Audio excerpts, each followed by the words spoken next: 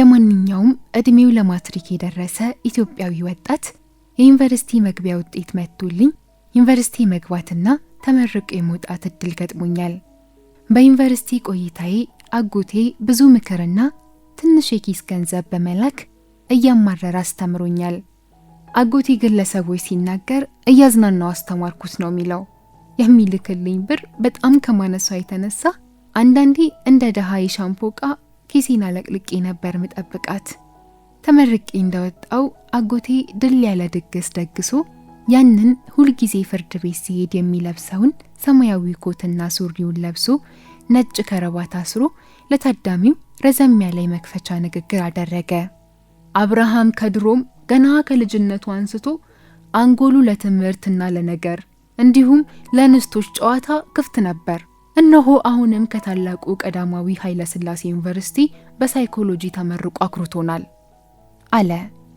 ታዳሚው ቀልቡንም አይኑንም ወደ ተዘጋጀው ቡፌ እንደላከ በየ4 ነጥቡ ያጨበጭብ ነበር።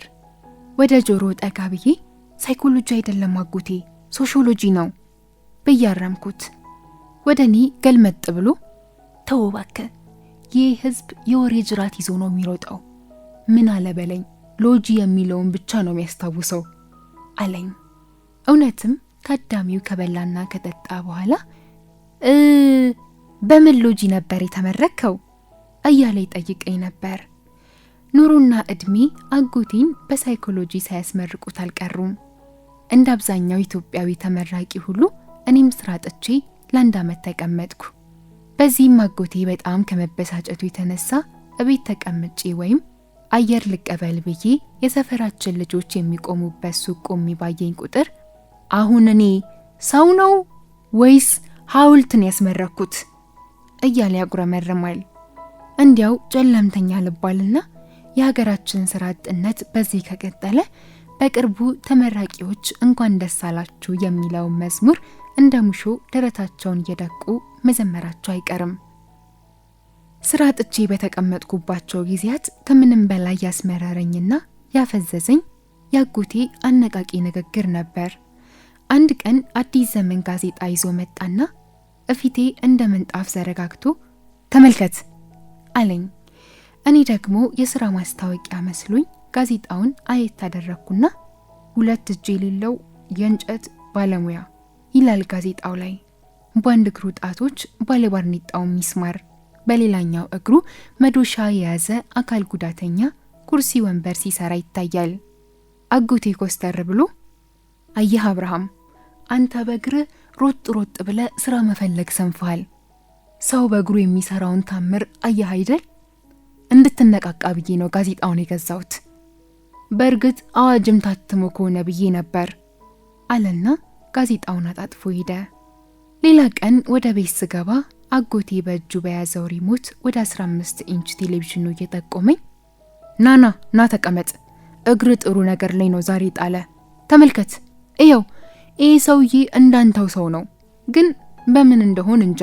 እንደምታየው እግሩ አይሰራ፣ እጁ አይንቀሳቀስ፣ አፉ አይናገር፣ ከንፈሩ አይላወስ፣ አይኑ ብቻ ናት መተርገበገበው። አንተ በጥቅሻ የሰፈሩን ልጃገረድ ስታማልል እሱ በጥቅሻ ሰማይ ዘልቆ ፀሐይ ያልቀረው ጨረቃ እስተ 7ኛ ሰማይ ዘልቆ ስንት ሳይንስ ስንት ምርመራ ሰራ መሰለ። አሁን አንተ ከሱ ታንሳለህ አብርሃም። እንድትነቃቃ ነው ይሄን መነግርህ፣ አዚምህ እንዲለቀ አለ። ቴሌቪዥኑ ላይ ፈትጬ ቀረው። ከሱ አታንስም ያለኝ ታዋቂው እንግሊዛዊ ፊዚስትና ኮስሞሎጂስት ስቲፈን ሃውኪንግ ነው።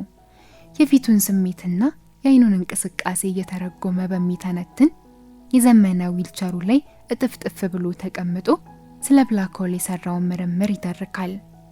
ምነው ይቺን ዊልቸር ባገኘዋትና ሸጪ የዶሮ እርባታ በጀመርኩ ላለው በውስጤ።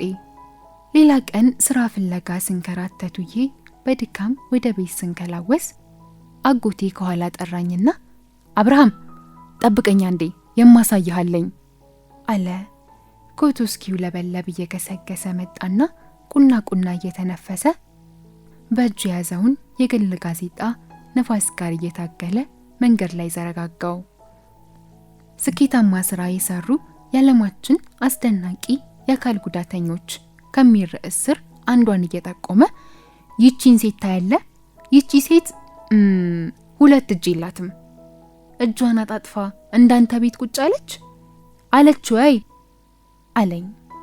እንዲያ አጎቴ እጅ ከሌላት እንዴት እጇን አጣጥፋ ቁጭ ትላለች አልኩት። ጥያቄን እንዳልሰማ አለፈኝና ምን እያረገች ነው አንብብልኛ ብሎ አፈጠጠብኝ።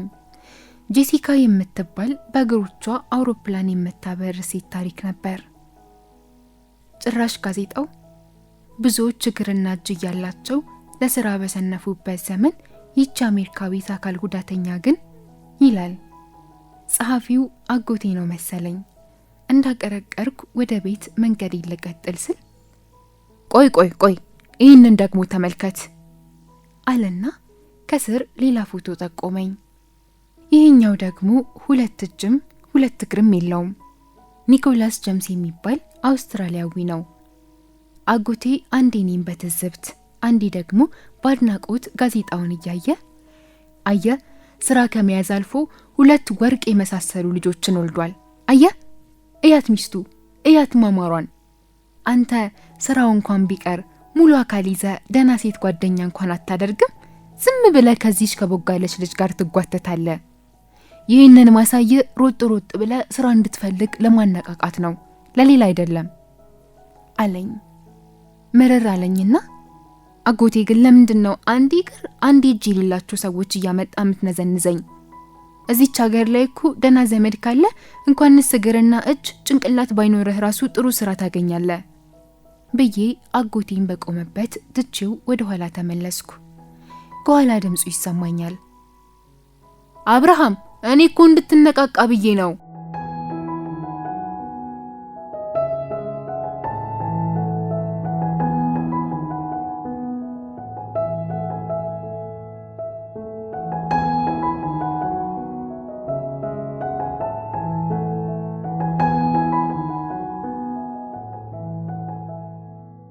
ውድ የቢሼልፍ ትረካ ዩቲዩብ ቻናል ቤተሰቦች የዛሬው ትረካ ይህንን ይመስላል።